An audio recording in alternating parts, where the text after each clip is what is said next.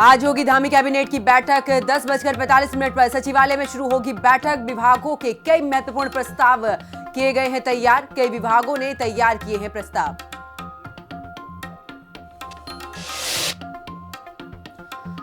आज पौड़ी कुमाऊं के दौरे पर सीएम धामी। सहकारिता मेले में शामिल होंगे सीएम धामी। पौड़ी में आयोजित होगा सहकारिता मेला। अंतर्राष्ट्रीय सहकारिता के उपलक्ष्य में यह कार्यक्रम। दिवाली से पहले ठीक होंगी सड़कें। सड़कों से हटेंगे गड्ढे। काम हुआ शुरू। 3888 किलोमीटर सड़कें बनेंगी गड्ढा मुक्त। सीएम ने दिए सड़क सुधार के आदेश।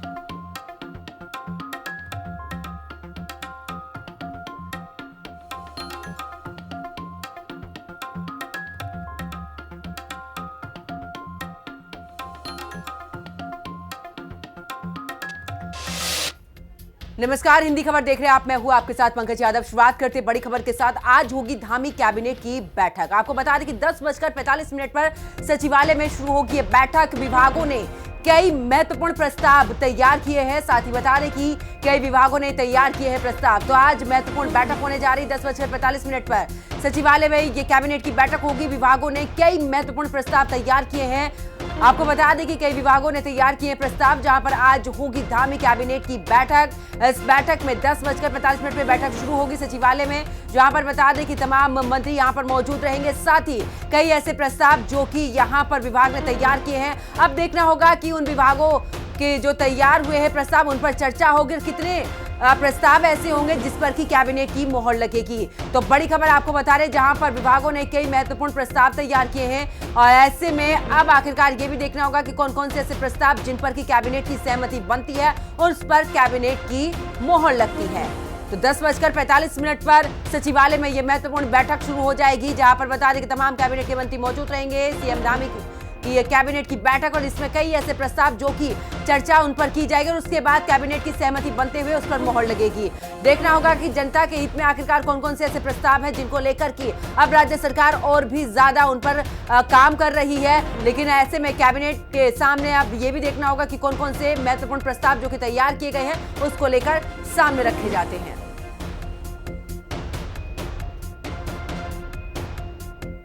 ज्यादा जानकारी के लिए हमारी सहयोगी शुभांगी भट्ट हमारे साथ में लाइव जुड़ चुके हैं। शुभांगी, अगर बात करें तो आज कैबिनेट की बैठक 10:45 पर शुरू हो जाएगी, लेकिन सभी की निगाहें इस पर कि आखिरकार इस बार कौन कौन से प्रस्ताव रहने वाले हैं जिन पर की पूरे तरीके से चर्चा के बाद मोहर लग सकती है। बिल्कुल, देखिए 11:15 बजे से सचिवालय में ये बैठक जो है वो शुरू हो जाएगी। तमाम मंत्रीगण इसमें शामिल होने जा रहे हैं। और क्योंकि हर बार हम देखते हैं कि जब भी कैबिनेट बैठक होती है तो अलग अलग विभाग अपने प्रस्ताव तैयार करते हैं और मुख्यमंत्री और कैबिनेट की यही प्राथमिकता होती है कि प्रदेश के अंदर विकास से जुड़ी जो योजनाएं हैं, परियोजनाएं हैं, या जिन चीज़ों की इस वक्त ज़रूरत है उससे जुड़े हुए प्रस्तावों पर मुहर लगे और उनको धरातल पर उतारा जाए। ऐसे में पर्यटन विभाग, ऊर्जा विभाग, खेल विभाग, इसके अलावा बाल एवं महिला सशक्तिकरण विभाग, तमाम विभागों द्वारा जो प्रस्ताव हैं वो तैयार किए गए, जो कि आज कैबिनेट में रखा जाएंगे। और उसमें चर्चा मंथन के बाद आज जो महत्वपूर्ण प्रस्ताव हैं उन पर मुहर लगेगी और उसके बाद कैबिनेट के बाद ब्रीफिंग कर इसकी जानकारी दी जाएगी कि आखिर कितने प्रस्ताव तैयार किए गए थे और कितने प्रस्तावों पर मुहर लगी और किस तरीके से इन पर काम होने जा रहा है। क्योंकि इससे पहले जितनी भी बैठकें हुई हैं कैबिनेट की, सभी बैठकें अपने आप में महत्वपूर्ण होती हैं। कई बार महिलाओं के हित में फैसले लिए जाते हैं, कई बार किसानों के हित में फैसले लिए जाते हैं, कई बार हेली सेवाओं को किस तरीके से बढ़ोतरी उसमें करनी है को लेकर फैसले लिए जाते हैं, किस तरीके से जो मूलभूत सुविधाएं हैं वो कैसे पहुंचाई जा सके उसको लेकर फैसले लिए जाते हैं। क्योंकि अलग अलग विभाग हैं, सभी के सचिवों ने तैयारी करी हुई है और आज ये प्रस्ताव रखे जाएंगे। अब देखना होगा कि आखिर आज कौन कौन से प्रस्ताव कैबिनेट में लाए जाते हैं और किन पर मुहर लगती है। बिल्कुल शुभांगी, हमारे साथ बने रहिए, आगे भी आपसे अपडेट लेंगे। चलिए आगे बात करते हैं, जहां पर आज पौड़ी कुमाऊं के दौरे पर सीएम धामी रहेंगे। सहकारिता मेले में शामिल होंगे सीएम धामी और साथ ही पौड़ी में आयोजित होगा सहकारिता मेला। अंतर्राष्ट्रीय सहकारिता के उपलक्ष्य में यह कार्यक्रम का आयोजन। 4 बजे नैनीताल पहुंचेंगे सीएम पुष्कर सिंह धामी। स्वदेशी संकल्प की थीम पर गोष्ठी में भी शामिल होंगे। तो बड़ी खबर आपको बता रहे, जहां पर बता दें कि सहकारिता मेले में शामिल होंगे मुख्यमंत्री पुष्कर सिंह धामी। पौड़ी में आयोजित होगा ये सहकारिता मेला, जिसमें बता दें कि अंतर्राष्ट्रीय सहकारिता के उपलक्ष्य में ये कार्यक्रम 4 बजे नैनीताल पहुंचेंगे सीएम धामी। तो बड़ी खबर, जहां पर स्वदेशी संकल्प की थीम पर गोष्ठी में शामिल होंगे। तो आज पौड़ी कुमाऊं के दौरे पर सीएम पुष्कर सिंह धामी। सहकारिता मेले में पहुंचेंगे। आपको बता दें कि स्वदेशी उत्पाद को लेकर भी यहां पर बढ़ावा देते नजर आएंगे। इस मेले के अंतर्गत 4 बजे नैनीताल पहुंचेंगे सीएम धामी। तो स्वदेशी संकल्प की थीम पर गोष्ठी में होगा आयोजन और आखिरकार मुख्यमंत्री इसमें शामिल होंगे। ज्यादा जानकारी के लिए हमारे सहयोगी शुभांगी लगातार हमारे साथ में बनी हुई है। शुभांगी, मुख्यमंत्री का दौरा और साथ ही जो मेले का अंतर्राष्ट्रीय मेला है स्वदेशी, उसको लेकर भी आज मुख्यमंत्री इसमें शिरकत करने वाले हैं।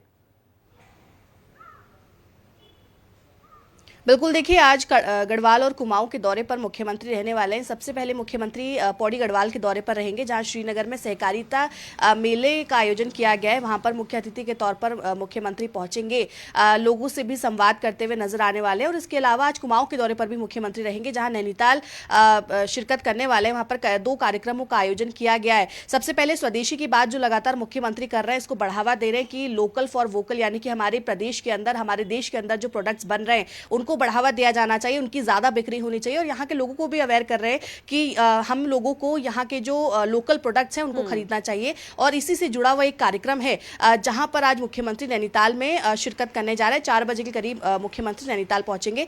इसके अलावा आज जो MBBB कॉलेज है वहां पर एक कार्यक्रम का आयोजन किया गया है कुमाऊं के द्वार, वहां पर भी मुख्यमंत्री शिरकत करेंगे। वहां पर जो तमाम छात्र हैं उनसे भी संवाद करते हुए नजर आएंगे और जो कार्यक्रम है वहां पर जनता को भी संबोधित करते हुए नजर आएंगे, उनसे मिलते हुए नजर आएंगे, अपनी तमाम बातें, अपना संदेश जो है वो जनता तक पहुंचाते नजर आएंगे। ऐसे में आज पौड़ी गढ़वाल के दौरे पर भी मुख्यमंत्री रहेंगे और नैनीताल के भी, और दोनों गढ़वाल कुमाऊं क्षेत्र में अपना बड़ा संदेश जो है मुख्यमंत्री देते हुए दिखाई देने वाले हैं। बहुत बहुत शुक्रिया शुभांगी, हमारे साथ जुड़ने के लिए, तमाम जानकारी साझा करने के लिए। आगे बात करते हैं, सीएम धामी ने अनिल नोटियाल से मुलाकात उनकी हुई है। कर्णप्रयाग विधानसभा क्षेत्र से विधायक है अनिल नोटियाल, जिन्होंने शासकीय आवास में सीएम धामी से मुलाकात की है। बड़ी खबर आपको बता रहे, जहां पर देखिए मुख्यमंत्री से मुलाकात हुई है, कई विषयों को लेकर यहां पर चर्चा भी की गई है।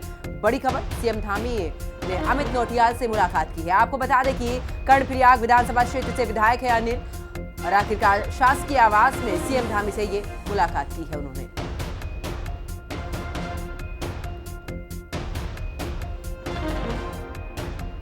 तस्वीरें भी आपके साथ साझा कर रहे हैं उस वक्त की जब ये मुलाकात हुई है। उनके साथ में तमाम और भी लोग मौजूद रहे हैं। तो कर्णप्रयाग विधानसभा क्षेत्र से विधायक हैं अनिल।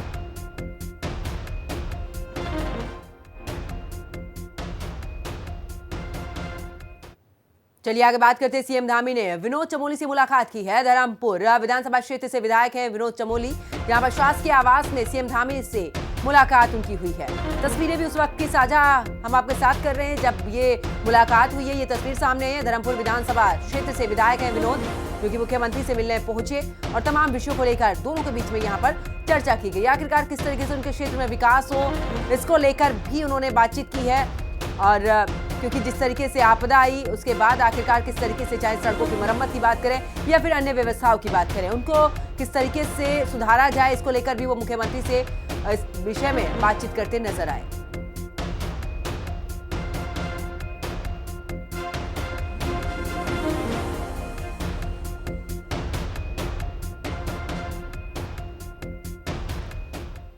तो चलिए आगे बात करते हैं। उत्तराखंड बेरोजगार संघ के कुछ प्रतिनिधियों ने मुख्यमंत्री पुष्कर सिंह धामी से मुलाकात की है। उन्होंने UKSSC पेपर लीक मामले में सीबीआई जांच करवाने के फैसले पर सरकार का भरोसा जताया।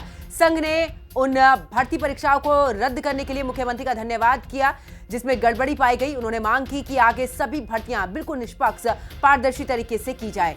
मुख्यमंत्री धामी ने भरोसा भी दिलाया है कि सरकार साफ सुथरी, ईमानदार भर्ती प्रक्रिया के लिए पूरे तरीके से प्रतिबद्ध है।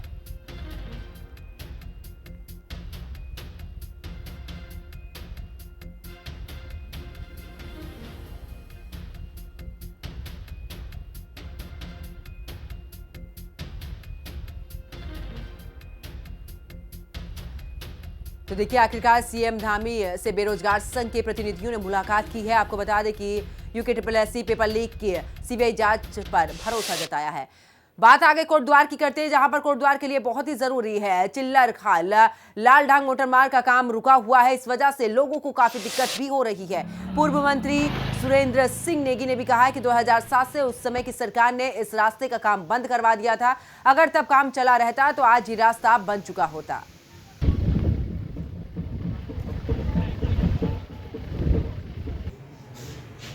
ठीक है।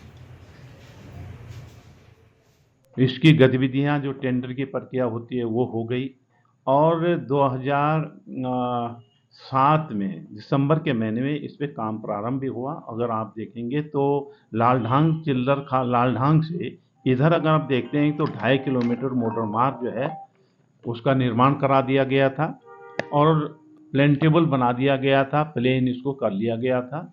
लेकिन इसी बीच में मार्च में 2007 में सरकार बदल गई और सरकार जब बदली तो सबसे पहले काम जो सरकार 2007 में बदली, उन्होंने मई के महीने में, यानी मार्च में सरकार बनी, अप्रैल मई 2 महीने के बाद उन्होंने इस पे मौखिक रूप से कहा कि आप इस पर निर्माण कार्य न करें, ईपीआई कंपनी। और फिर ईपीआई कंपनी संपर्क किया कि आखिर क्या बात हो गई। हमने तो दोनों सड़कों पे काम करना प्रारंभ कर दिया है। दूसरी सड़क थी पनियाली से लेके कर्णाश्रम मोटर मार्ग।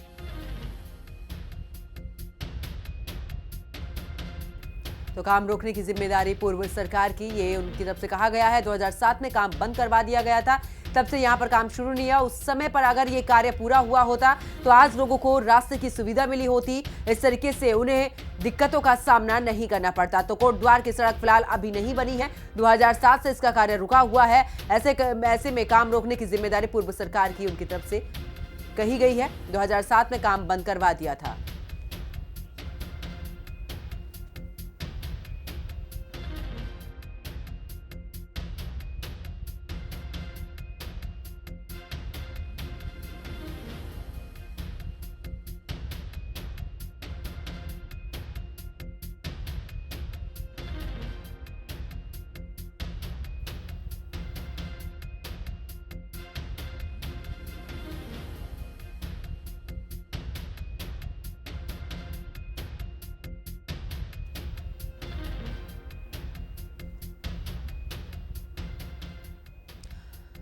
उत्तराखंड के पहाड़ों में गांव में पलायन से कितनी बदहाली है, ये रुद्रप्रयाग के लवेगढ़ गांव में देखने को मिली है, जहां एक वृद्धा की मौत हो गई और उसके अंतिम संस्कार के लिए घाट तक ले जाने के लिए गांव में कोई भी कंधा नहीं मिला।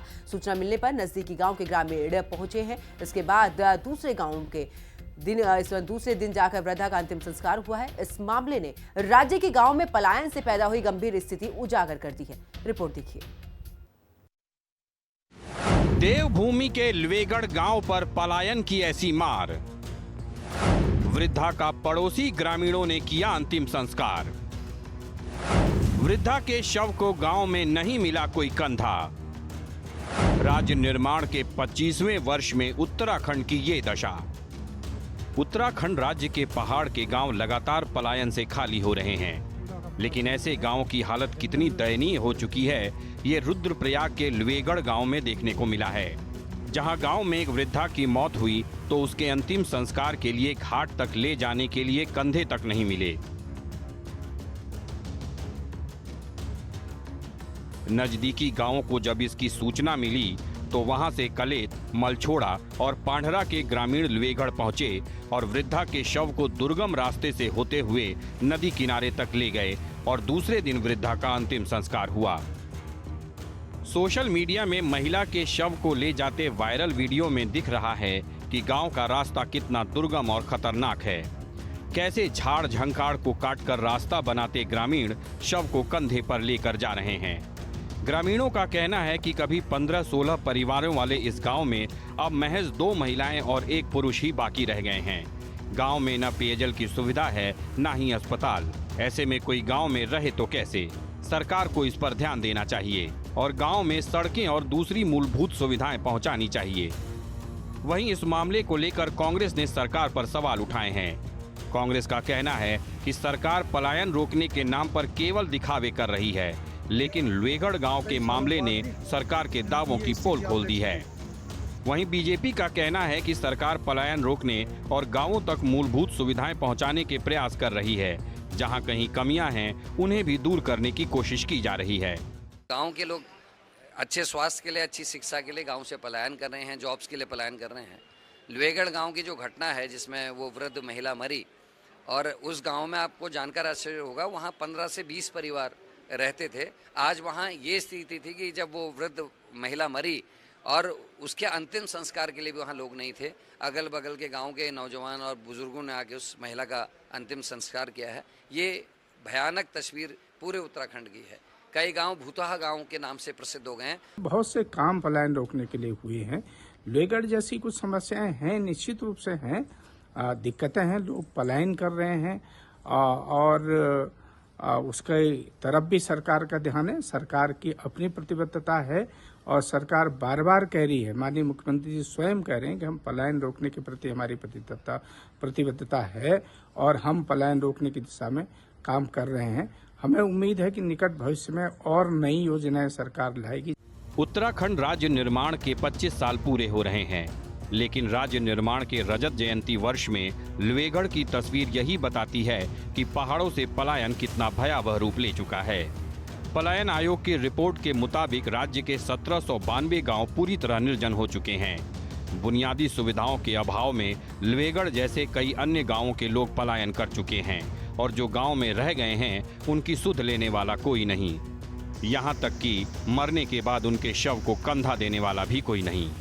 देखना होगा कि अब लोहगढ़ में सरकार के विकास की रोशनी पहुंचती है या ये गांव भी आने वाले समय में वीराने में तब्दील हो जाता है। देहरादून से संवाददाता शुभांगी भट्ट के साथ ब्यूरो रिपोर्ट, हिंदी खबर। तो मुख्यमंत्री पुष्कर सिंह धामी ने अधिकारियों को आदेश दिए हैं कि दीपावली से पहले सभी सड़कों से गड्ढे हटा दिए जाए। इतना ही नहीं, सड़कें ठीक करा दी जाए। पीडब्ल्यूडी के सचिव पंकज पांडे ने भी बताया कि हाल ही में हुई एक बैठक में निर्देश दिए गए हैं। पंकज पांडे ने यह भी कहा कि लगभग 3,888 किलोमीटर सड़कों को गड्ढों से मुक्त करने के लिए तेजी से काम किया जा रहा है। उन्होंने ये भी बताया कि ये काम युद्ध स्तर पर किया जा रहा है ताकि लोगों को त्योहारों के समय सफर करने में कोई परेशानी ना हो। अधिकारियों को सख्त हिदायत दी गई है कि काम में किसी भी तरीके की लापरवाही बर्दाश्त नहीं होगी।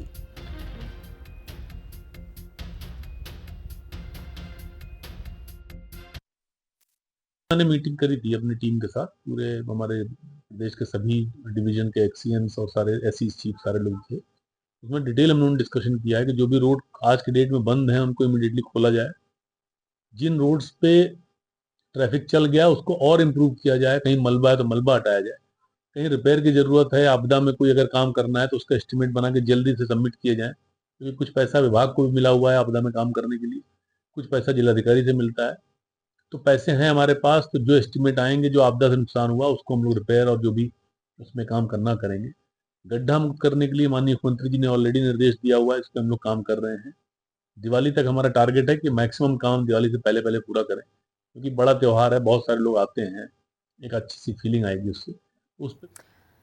तो ऋषिकेश में शिवाजी नगर की सड़कों की हालत काफी खस्ता है। लोग कह रहे हैं कि यहाँ की सड़कें इतनी टूट फूट वाली हैं कि पैदल चलना भी खतरे से खाली नहीं है।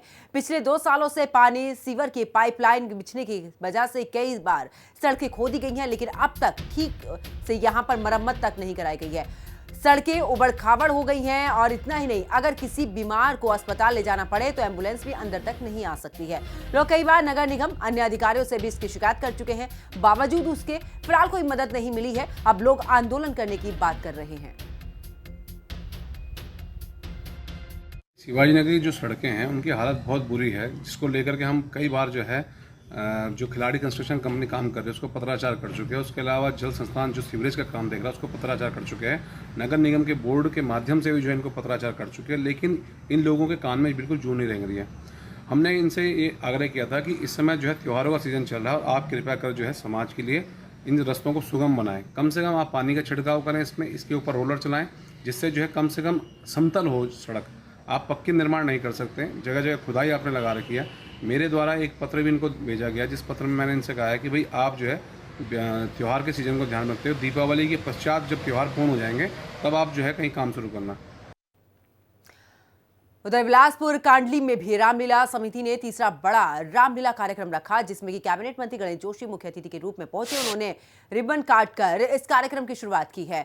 आयोजन के लिए सभी को शुभकामनाएं दी हैं। इस मौके पर कैबिनेट मंत्री गणेश जोशी ने 11 GRRC junior high school Gagoda Bilaspur Kandli में अपने पिता की याद में एक नया शैक्षिक और साथ ही सांस्कृतिक मंच भी खोला है, जहां पर गणेश जोशी ने बताया कि स्थानीय लोगों ने सांस्कृतिक मंच की मांग की थी, इसलिए उन्होंने अपने निजी खर्च से इसे बनवाया है।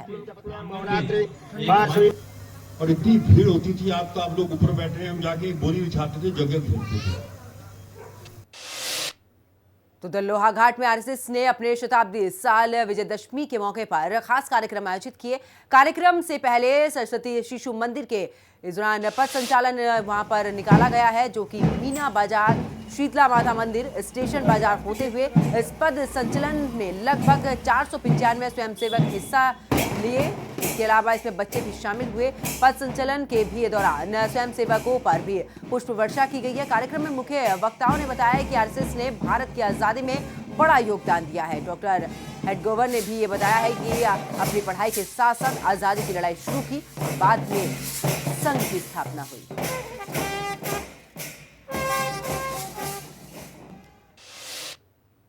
तो उधर आरएसएस के 100 साल पूरे होने पर दिनेशपुर में बड़ा कार्यक्रम हुआ है। आपको बता दें कि खुदीराम बोस स्टेडियम में भी बैठक हुई और उसके बाद पूरे शहर में साफ सफाई को लेकर भी यहां पर एक बड़ा संदेश दिया है। इतना ही नहीं, आपको ये भी बता दें कि जब ये सभी लोग निकले तो फूलों से यहां पर वर्षा भी की गई है। मुख्य वक्ता चंद्रशेखर की भी बात करें तो कुल मिलाकर उनकी तरफ से भी यहाँ पर आखिरकार किस तरीके से संघ की स्थापना हुई, किस तरीके से आजादी में उनका सहयोग रहा है, इन सभी को लेकर भी बातचीत की गई।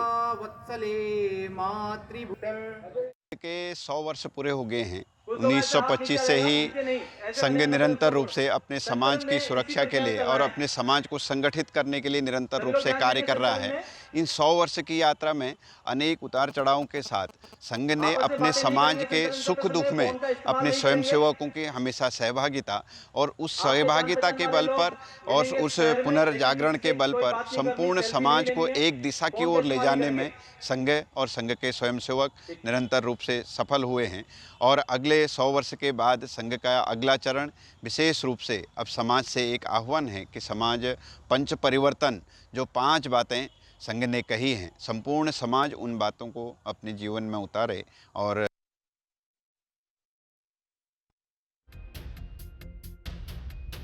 सेवा के संकल्प के साथ में यहाँ पर जागरूक किया गया है। आरएसएस के शताब्दी पर दिनेशपुर में भव्य समारोह हुआ है। आपको बता दें कि खुदीराम बोस स्टेडियम में 100 वर्ष पूरे होने पर वर्षगांठ यहाँ पर मनाई गई है। राष्ट्र सेवा के संकल्प के लिए निकाला है अनुशासन को लेकर यहाँ पर मार्च, और कुल मिलाकर लोगों को जागरूक करते भी नजर आए।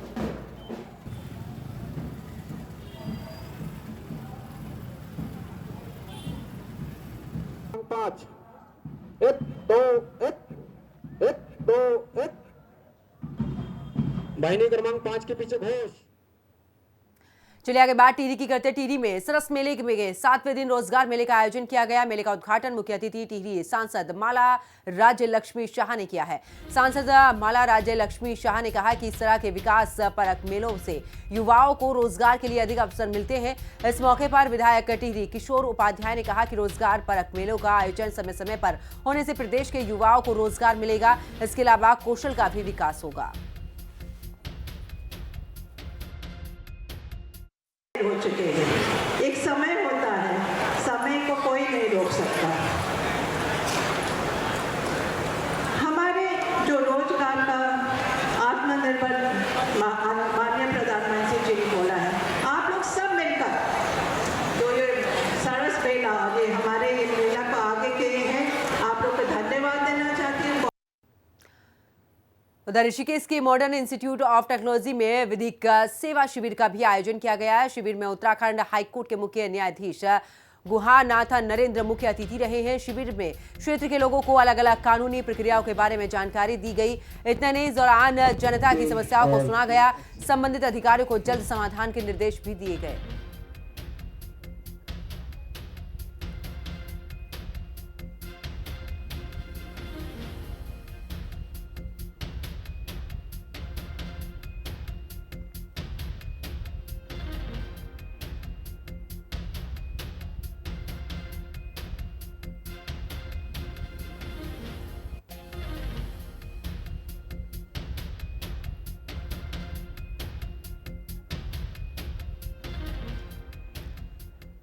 आगे बात चंपावत की करते, जहां पर लोहाघाट इलाके में सड़क हादसा हुआ है। मुंसियारी से टनकपुर जा रही एक पिकअप गाड़ी में बैठे प्रतिमन सिंह भंडारी पानी पीने के लिए रुके। उसी दौरान चंपावत से लोहाघाट की तरफ जा रही एक स्कूटी, उनकी टक्कर उससे हो गई। इस हादसे में प्रतिमन सिंह और स्कूटी पर बैठे 17 साल का सुजल बिष्ट गंभीर रूप से घायल हो गया। स्कूटी चला रहा युवक भी चोटिल हुआ है।